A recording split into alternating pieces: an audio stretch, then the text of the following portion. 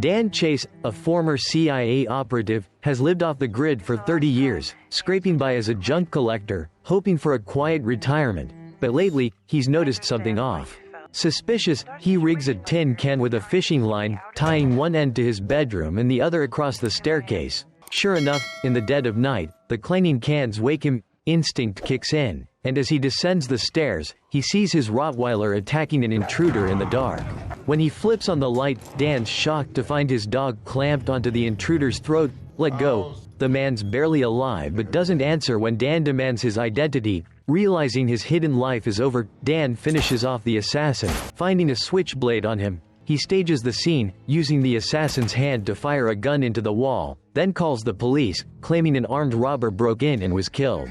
Dan moves the bedside table, lifts a floorboard, and retrieves prepared passports with multiple identities, 2 guns, and cash. He packs them into a backpack and calmly handles the police interrogation. Though old, Dan must hit the road again, a fugitive once more. A former American spy who vanished from Afghanistan, Dan's been alone since his wife died 5 years ago, living with his 2 loyal Rottweilers. His only concern is his daughter, but now he must call to say goodbye before going on the run. Unable to risk hotels, Dan uses a fake identity to book a motel, thinking he's safe. Then a call from Harper, deputy director of CIA counterintelligence, pulls him back into danger. Harper reveals he's not behind this operation, and no one knows they're still in contact. The next bombshell chills Dan. The CIA planted a tracker on his car, and 2 agents are 3 minutes away. In a race against time, Dan bolts. Their conversation reveals a long history. Dan's capture could unearth Harper's buried secrets. Helping Dan escape is their best bet. Harper gives Dan 2 options: fight back and become the CIA's enemy, dragging his daughter into danger, or vanish completely, cutting all contact with her to ensure her normal life. Though it breaks his heart, Dan knows separation is the only way to protect her. But when he explains this to his daughter, she fiercely objects. Dan chooses a third path. Soon, the tracker leads to an empty lot far from the main road. The 2 agents arrive, but Dan's nowhere in sight. Suddenly, a shadow lunges, knocking one agent down. Dan releases his dogs, shoots the fallen agent, and grapples with the other. Despite his strength, Dan's outmatched by the younger, fitter agent. He banks on his hunting dogs, but they arrive just a moment late. Still, the enemy underestimates Dan. He secretly fastens his seatbelt, cuts his leg ties with the switchblade, and stomps the accelerator, flipping the car. In the cramped wreckage, they fight until the dogs arrive, saving Dan. The scene shocks Harper. Watching via camera, Dan grabs an agent's phone and calls. "I'm taking option 3, send more people after me, and I'll put them in body bags. Touch my daughter, and I'll cut them up and ship them back." That night, Dan hits a junkyard, swaps his tires, changes the license plate, and heads to his pre-booked motel. But the landlord, Zoe, confronts him, upset about his aggressive dogs, as her rental ad bans pets. With no choice, Dan prepares to leave, but his car won't start. Seizing the moment, he cooks Zoe a delicious meal. Won over, she relents, letting Dan and his dogs stay. To his surprise, Zoe invites him to dinner, and they grow closer. But on the way home, trouble strikes. Zoe, tipsy from wine, gets pulled over for a sobriety check. When the cop asks for Dan's ID, Zoe lies, claiming he's her husband. The fib raises suspicion, and both are called out of the car for questioning. As Dan steps out of the car, the traffic cop suddenly gets suspicious. Ready to go all in, Dan considers slashing the cop's throat and grabbing his gun to fire 2 shots, ending the immediate threat. Zoe, horrified, blurts out, "I know who you are." With no choice, Dan nearly falls back on his old habit of killing to silence her. Luckily, it's just his imagination running wild with the worst-case scenario. In reality, after last night's fight, Dan's a wanted man, but in the U.S., drunk driving penalties are light. The cop only warns Dan not to drive under the influence and lets them go. After spending the night together, Dan and Zoe's budding romance deepens. The next morning, Dan plans to slip away and keep running when he hears glass shattering in the house. Zoe's son's tuition check bounced. Her ex-husband squandered the child support. Listening to her vent, Dan offers to cover the tuition, then quietly cleans up the broken glass. He says nothing, just cooks Zoe breakfast. But this brief delay brings deadly trouble. Guided by a mysterious tip, Harper sends a professional assassin to Zoe's place. At the same time, Zoe, stepping out, hears a strange crash. checking her car, she spots a bullet hole in her house's glass door. Peering through the window, she sees a silenced pistol on the kitchen floor. The next sight makes her sweat. Dan's fighting a man in black inside. Moments later, Dan's knocked out cold. The man is none other than Harper's hired killer.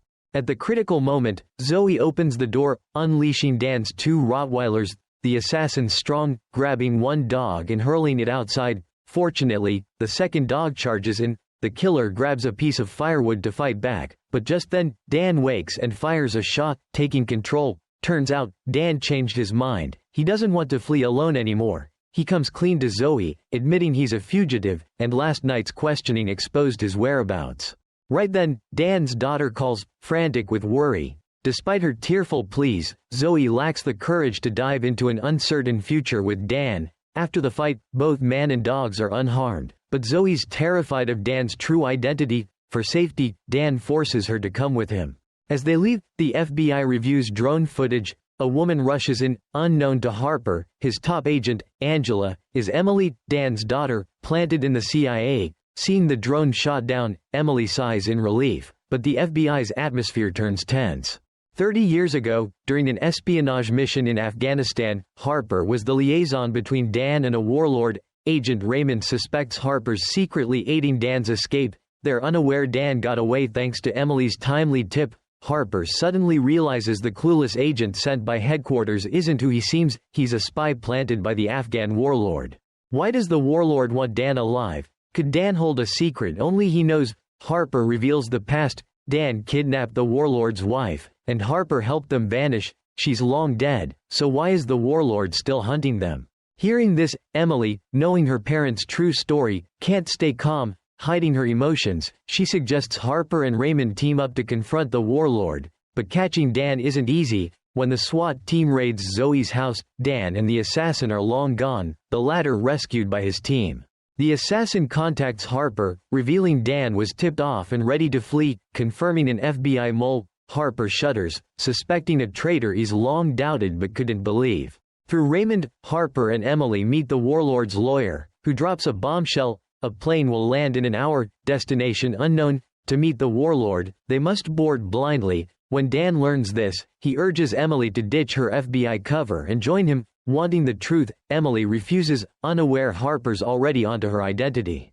Meanwhile, Dan and Zoe pose as a wealthy investor couple. During his 30 years in hiding, Dan secretly ran a financial firm through a young, talented CEO. In their first meeting, Dan proposes investing in Ursian mining and smelting to catch CEO Pavlovich's attention. Though Pavlovich agrees to start immediately, Dan gives him just 2 days. I want action now, Zach. Back home, tension brews. Forced to go with Dan, Zoe plots to escape by using her fake wife identity to demand a divorce.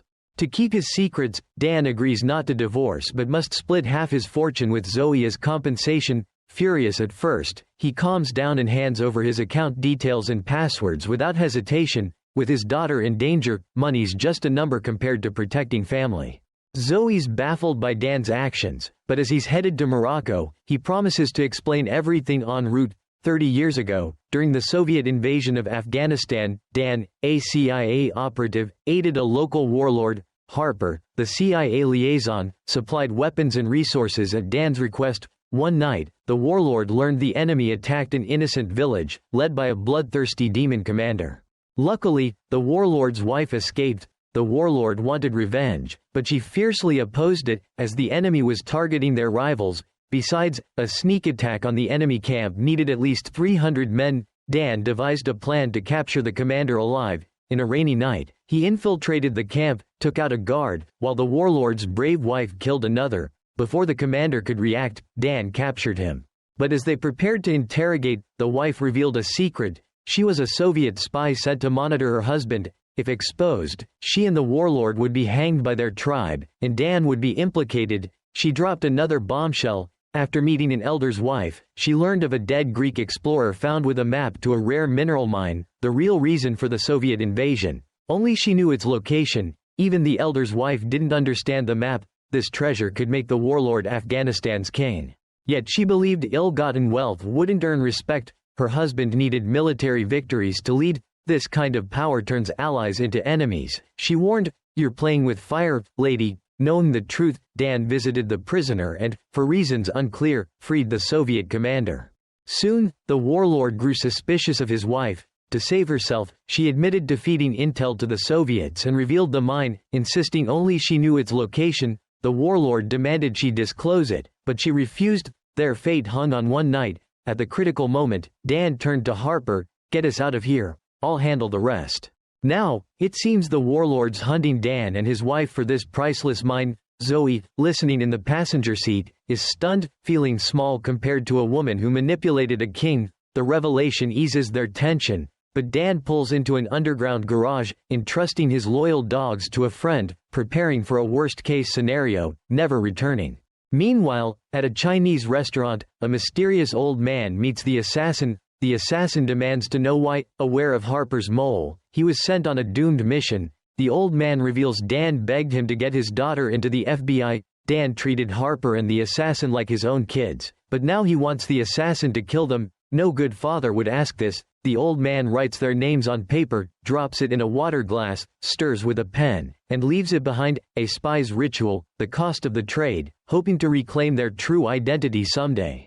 Dan patiently trains Zoe, seeing her potential as an operative. Surprisingly, when he can't reach his daughter, they use bank accounts to communicate. If the first 2 digits are prime, she's safe. But now, the last 2 are 0 and 1, she's coming to meet him.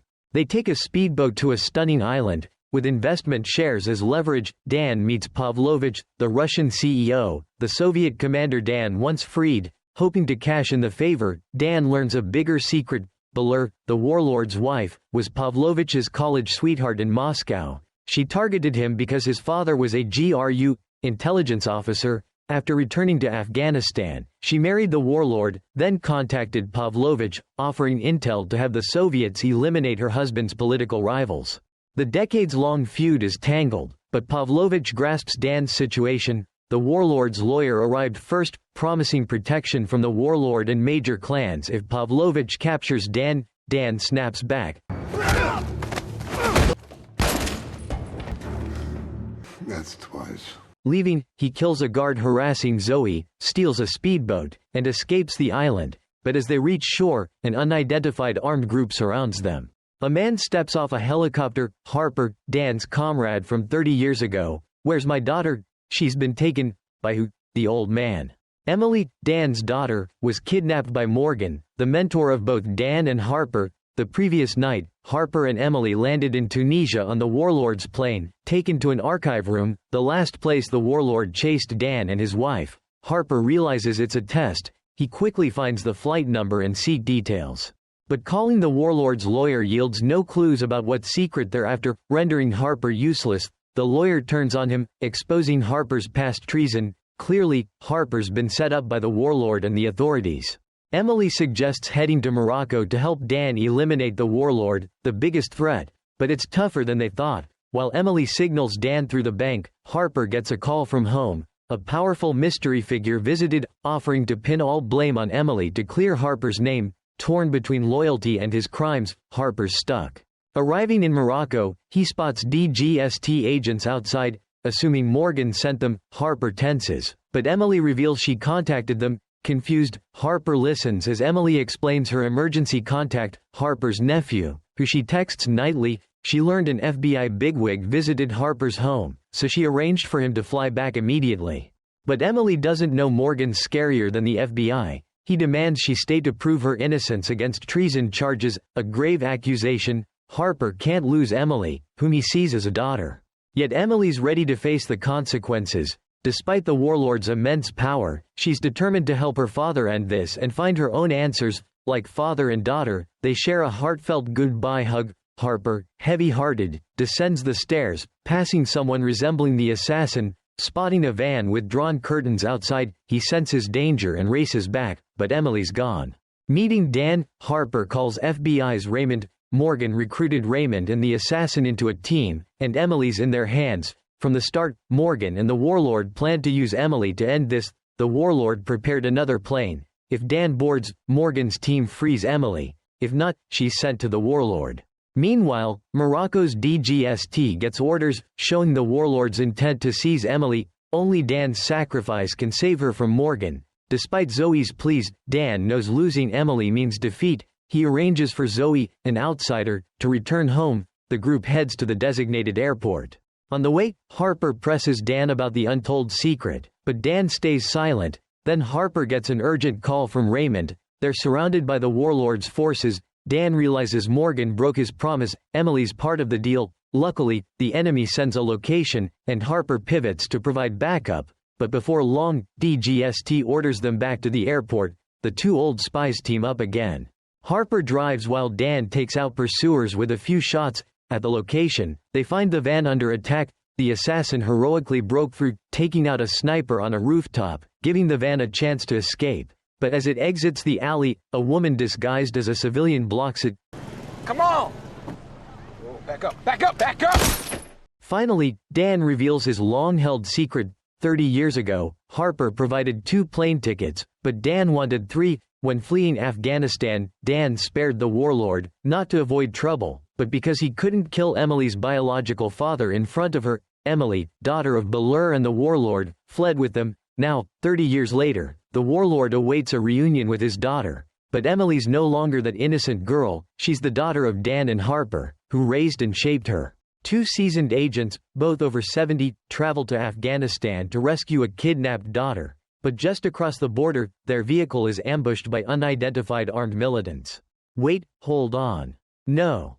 Harold, a mid-level FBI manager, and Dan, a former agent who's been off the grid for 30 years, are thrust back into action. Unfortunately, their informant is killed along with the attackers. Luckily, the GPS still shows their destination, and Dan, who operated undercover here years ago, knows the terrain well enough to navigate.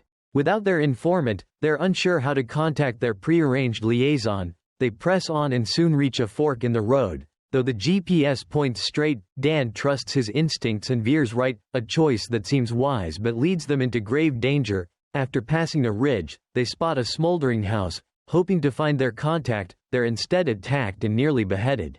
At the critical moment, a voice shouts, "Stop!" Not far off, a young man on a donkey approaches. They don't know each other, but he introduces himself as Omar, seemingly sent by the leader of a local armed group. Through conversation, Dan learns Omar is their contact. His leader has promised to help rescue a woman kidnapped by a warlord, narrowly escaping death. They finally find an ally in Afghanistan, the so-called Graveyard of Empires. Omar belongs to a small local rebel group, but it's been infiltrated by Taliban spies. Recently, they heard an FBI agent was kidnapped, so they expected a response from Washington. 3 weeks later, only these 2 old men show up. Omar is clearly negotiating terms, and Harold offers a cash reward. Afghanistan is fractured by rival factions, and Omar's rebels frequently clash with the warlord Hamzad. Investigating the kidnapper is no easy task. Hamzad's strongholds are riddled with secret underground tunnels, and he's notorious for his ties to the government. Controlling one of the world's largest lithium mines, he reaps massive profits.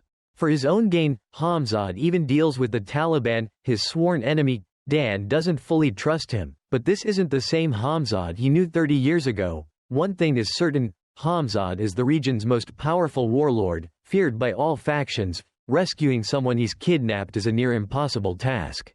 As they enter Hamzad's territory, the trio spots a camp under attack. Dan planned to meet its commander, but their newfound allies have been decimated. Harold is forced to contact a middleman, someone he avoids unless absolutely necessary, his ex-wife. After 30 years of silence, this call is for an impossible mission. Though she needs time, her final words chill him. Who's Ali? Commander Abdul Nazari's man, Ali. Their escort is named Ali, so who's the Omar traveling with them? Harold's gut screams trouble. Meanwhile, Dan runs into problems. Omar's relentless questions about the kidnapped daughter raise red flags. Who is she? Who are you? Omar, realizing his cover is blown, moves to strike first, but Dan reacts faster, fiercer. Still, Omar's youth gives him the edge, and after a brutal struggle, Dan's age catches up. He's knocked down. Omar stabs a dagger into Dan's shoulder. The Taliban has many spies. But I don't want to be just another spy. Omar is a Taliban infiltrator, aiming to capture Dan and Harold for a promotion, but as villains often talk too much, Dan seizes the moment, biting Omar's face and slashing him with a knife. Just then, Harold gallops back on horseback. Dan leaps onto the horse, and they ride off without looking back. Omar, now perhaps one-eyed Omar, sends his men in pursuit. At the mountain's base, they find only a lone horse grazing. Dan and Harold have vanished into the rocky range. Guided by Dan, they reach a natural cave, a secret hideout used by Hamzad's former wife, whom Dan stole 30 years ago. Though badly injured, they finally have a safe place to rest. But the next morning, Dan wakes to a figure at the cave's entrance. Harold is still asleep. Who is this? As the figure steps closer, Dan freezes. It's Hamzad, the warlord who kidnapped his daughter. Angela, an FBI agent, was abducted by a mysterious warlord in Afghanistan. She instantly recognizes the housekeeper, the woman who gunned down her team in a truck. Shockingly, the housekeeper calls Angela ignorant for not knowing her true identity and reveals her mother hid everything. Your father is Faraz Hamzad. Your name is Parwana. Angela refuses to believe she's the daughter of warlord Hamzad. That night, veiled women bring an old projector. When it plays, Angela is stunned. A 30-year-old video shows her as a child in Hamzad's arms. Her real name is Parwana. Why did her mother and Dan hide this?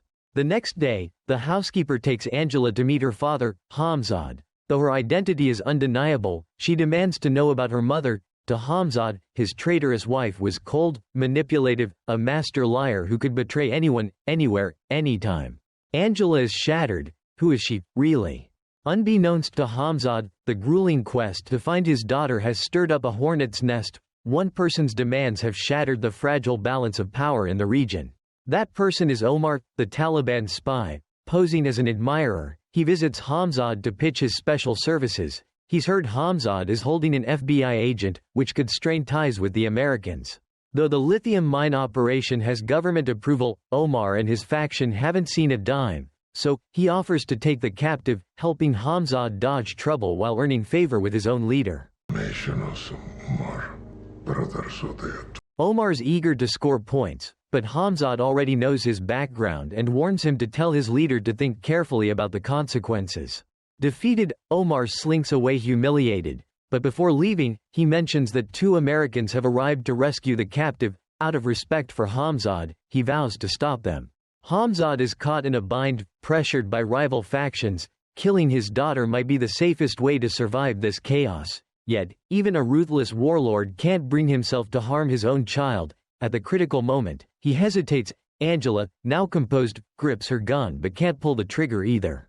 Meanwhile, Omar is no match for the wily Dan. Now dubbed One-Eyed Omar, he reports Hamzad's words to his uncle, Abdul. The housekeeper's fears come true. Arriving at the lithium mine, she finds it under tight Taliban control. Realizing the danger, Hamzad quickly moves his daughter to safety. But no sooner have they left than One-Eyed Omar storms the camp, demanding the captive. Outmatched, the housekeeper allows his men to search. Halfway through, however, pre-positioned fighters ambush the arrogant intruders. Killing a few is easy, but picking a fight with a powerhouse like the Taliban invites unpredictable trouble. Elsewhere, Hamzad leads Angela through a secret tunnel to the Rocky Mountains. The safest place he can think of is the cave where his ex-wife once hid, but as they reach the entrance, they hear the crackle of a campfire inside.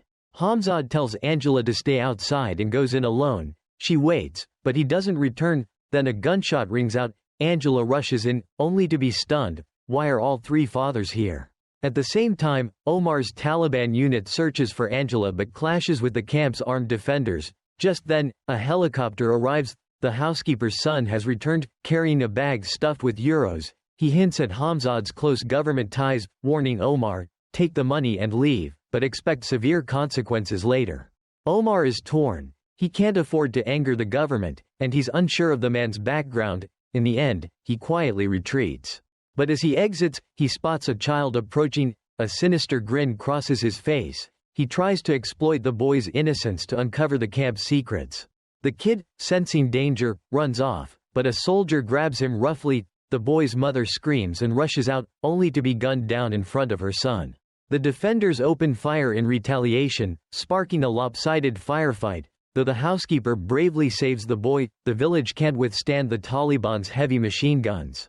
Relying on superior firepower, Omar shouts at the defenders to stop fighting for Hamzad if they want to live. The housekeeper tries to contact Hamzad, her heart heavy with dread. they've just killed Taliban soldiers, and someone is freezing Hamzad's overseas accounts. It's only a matter of time before the Taliban drives them out. In the cave, Hamzad's in trouble. He planned to hide Angela but runs into Dan, the man who stole his wife. As Hamzad raises his gun, Harold, freshly awake, shoots him, and he collapses.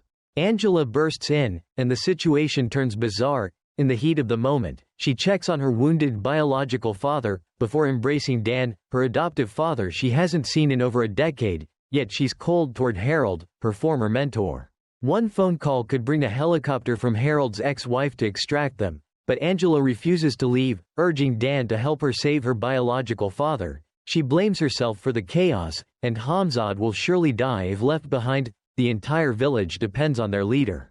Reluctantly, Dan agrees, but as the four descend the mountain, they spot two Taliban soldiers on a call. Dan sneaks behind one, taking him out, then grapples with the other, choking him. The soldier nearly grabs a gun on the ground, but Angela pins his arm just in time. At that moment, the phone picks up a command. Omar contacts Hamzad, who learns of the danger facing the village. To save his people, Hamzad agrees to return and negotiate. Worried for her father's safety, Angela and the group hurry back.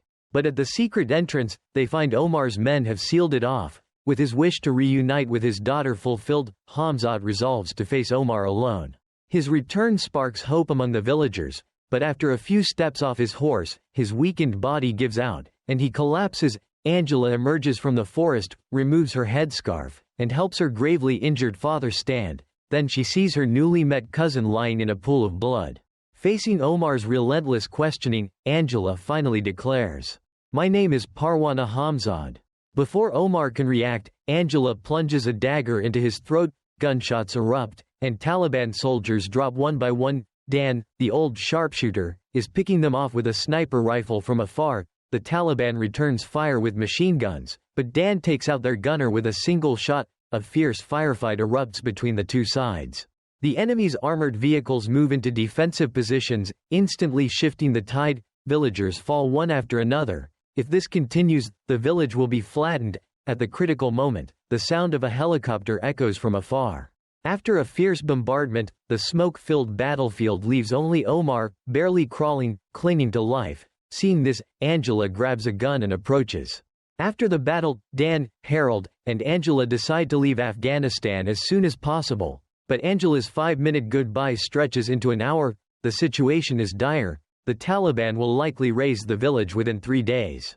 Government protection requires hefty funds, but Hamzad's overseas accounts have been frozen by Morgan, a consultant to Dan and Harold. So, Angela chooses to stay and help evacuate the village's women and children to a valley. She urges Dan and Harold to return and convince Morgan to unfreeze the accounts. But upon returning to the camp, the housekeeper, Hamzad's sister, delivers grim news. He's gone.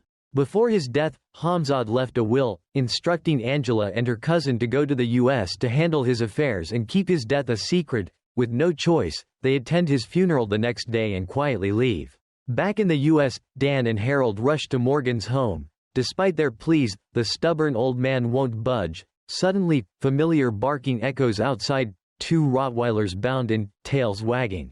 Zoe, Dan's girlfriend, follows. The long-separated lovers reunite, but the dogs stay loyal to their new master. Zoe explains she's been trying to help by contacting Hamzad's lawyer, who never answered. Surprisingly, Morgan called her, curious about the woman who captured Dan's heart. As someone controlling the money flow, Morgan noticed someone tampering under his nose. Since Dan and Zoe were in Morocco together, he invited her over. Pavlovich. The culprit is Pavlovich, a Russian officer Dan once spared, but Hamzad, who despised him, would never deal with this man. Just then, a call from Hamzad's lawyer interrupts, scheduling a coffee meeting with Zoe next week. Morgan says he'll think it over and talk again in the morning. After everyone leaves, Zoe returns alone, determined to help Dan sway Morgan, but strange barking erupts outside. Sensing trouble, Morgan quietly opens a drawer for his pistol. A figure appears. Seeing a professional assassin, Zoe ducks behind the desk. But as Morgan reaches for his phone, another killer shoots him dead. The assassin snaps a photo of Morgan's body and sends it to their employer. Unless something intervenes, Zoe's next. At the critical moment, Dan appears at the door. With the Rottweiler's help, he saves a trembling Zoe. but Morgan's dead, and Angela's life is in danger. Meanwhile, the employer receives the photo of Morgan's body. It's Pavlovich. It's hard to imagine the world without him. Too much is at stake. After her father's funeral, Angela stays to protect the village, but as she sends her cousin and a child away, she spots a Taliban raid. When Dan gets her call, the enemy has already breached the secret tunnel. Angela seems to have been captured. But why is there Russian in the background? Dan and Harold realize Angela's captor is their old enemy, Pavlovich. Harold recalls a detail. Before dying, Morgan instinctively sent a message, likely containing critical information for his most trusted ally. They open the car trunk, dragging out the unlucky assassin caught by the dogs. After interrogation, they learn the lawyer is also a target. The Rottweilers are left with Harold's ex-wife, Dan, Zoe, and Harold split up. Harold tracks down Carson, Morgan's most reliable assassin, only to find he's retired for love and hasn't checked his email in ages. When he does, Harold recognizes the woman next to Pavlovich in a covert photo. It's his ex-wife. In Paris, Dan and Zoe wait in vain for Hamzad's lawyer. Dan calls, but the secretary only takes his name and promises a callback. She's not coming. Dan decides to take the offensive. He buys equipment from a shop and assembles a call tracing device at their hotel. Moments later, he's at the secretary's apartment, using a calm but menacing tone to make her reveal the lawyer's location. The plan works. Panicked, the secretary calls the lawyer. Zoe, monitoring from across the street, marvels at Dan's device. Soon, the computer pinpoints the lawyer's phone. The next day, they drive to a rural area. The lawyer's hiding in a small wooden cabin, its door ajar. She's paralyzed in a chair. A figure darts by. Dan follows quietly, spotting a man in black rummaging through items, a pistol at his feet. Dan grabs a nearby stick and approaches, but the man wears a gas mask. They grapple fiercely. The man pulls a dagger from his belt, locking them in a stalemate. Exhausted, Dan collapses but lands near the pistol. 2 shots end the threat. Searching the body, Dan finds an antidote vial, destroyed in the fight. As he carries the lawyer outside, he realizes they've both been poisoned inside the house. With her last strength, she reveals a crucial clue in a safe at her office. The USB contains a video message exposing a shocking secret. Pavlovich is using mercenaries to control Afghanistan's key mineral mines, aiming to destroy Hamzad's clan. This is just the start. A shadowy group is forming a syndicate to dominate the global rare earth market by force. If they succeed, it could cripple any Western economy. Clearly, Pavlovich's role in the syndicate promises massive profits, but the group now suspects him. With Dan and his allies aware of his identity, they're his greatest threat. He'll stop at nothing to eliminate anyone or any evidence that could jeopardize him. The situation is dire. Dan decides they'll split up. Zoe will alert the police and contact Harold for backup. Dan, heavily poisoned, stays behind, waiting for Pavlovich's men to bring the antidote. Knowing Pavlovich is under scrutiny, Dan lies, claiming Zoe holds a secret valuable to him. But after verifying by phone, Pavlovich furiously cancels the deal to trade information for the antidote. As Pavlovich's men leave, a reckless henchman attacks Dan for revenge. After a brutal fight, Dan uses broken glass to cut the ropes binding his wrists. He gives the thug no chance. 2 stabs to the thigh, then a chokehold. The man soon stops breathing. Elsewhere, Zoe alerts the police but watches as an embassy agent sent to meet her is gunned down. In a panic, she finds a hunting rifle and shoots a killer on the staircase. Stepping outside, she's met by Carson, Morgan's trusted operative, sent by Harold. Meanwhile, Harold tracks down his ex-wife in Hong Kong after years apart. Their conversation reveals the full story. Hamzad controlled the mineral mines but rejected offers from the syndicate his ex-wife represents. Hamzad enlisted Morgan to find his daughter, using joint mining as a pretext for U.S. support. Unexpectedly, Dan and Harold intervened, determined to rescue Angela, who traveled thousands of miles to meet her father. When Harold asks for help, his ex-wife agrees to reassess the deal. She uncovers Pavlovich's long-standing plot to seize Hamzad's accounts and use mercenaries to destroy him. She's willing to assist because she needs connections in Afghanistan, using Harold to reach Angela, Hamzad's successor. But the conversation is cut short by a call from Pavlovich. "Do you know why I'm calling? You miss me." Troubles brewing in Afghanistan. Pavlovich is summoned back to the syndicate to explain himself. He orders his men to keep hunting Zoe while he faces the shareholders. His mercenaries attacked but were crushed by fierce local militia led by Angela, who stayed to fight for her people. The militia prevailed, defeating Pavlovich's forces. Everything unfolds as Harold's ex-wife predicted. Will their mining deal succeed? Pavlovich's position in the syndicate is precarious, so he ramps up the hunt for Dan's group. Though Dan takes out one soldier, the poison takes hold, and he collapses. Harold's ex-wife signals. He calls the assassin. I know things went sideways today. I'll keep everything under control. Do it. On her orders, Carson and Zoe drive to the hotel hosting the syndicate's meeting. Security is tight, every attendee has private guards. After coordinating, they get a 15-minute window where security won't notice. Carson bursts into Villa 14, where Pavlovich and his entourage are staying. He takes down a guard, silencing him, then shoots another rushing to help. With a final shot, he finishes the fallen guard. His moves are flawless. He closes in on Pavlovich, neutralizing the lead guard, spinning to take out one circling behind, then easily dispatching a sneak attacker. Single-handedly, Carson wipes out Pavlovich's security team and confronts him.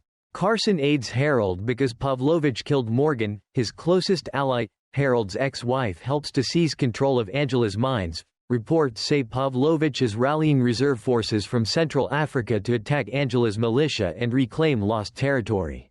After urgent talks with Harold, his ex-wife makes her choice. Pavlovich never expects an ambush at the heavily guarded syndicate meeting. Carson avenges Morgan.